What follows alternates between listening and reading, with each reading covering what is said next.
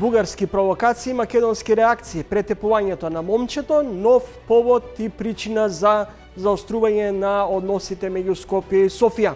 Во случајов човекот се само идентификува како бугарин и е секретар на тие фашистички клубови што се отворија и тука лежи проблемот.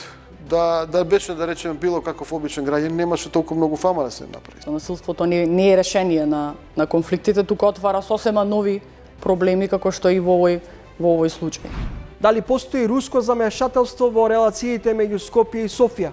Може ли Гоце Делчев да биде личност кој ќе ги обедини двете соседни земји?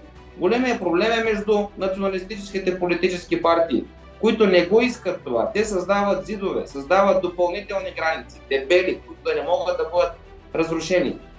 Тоа е проблема да има двете држави, двете страни своји верзии на историјата и да биде тоа цивилизирано паралелно, па некогаш и заедничко учествување на тие историски фигури. Дали Курти и Вучич ќе најдат заеднички јазик?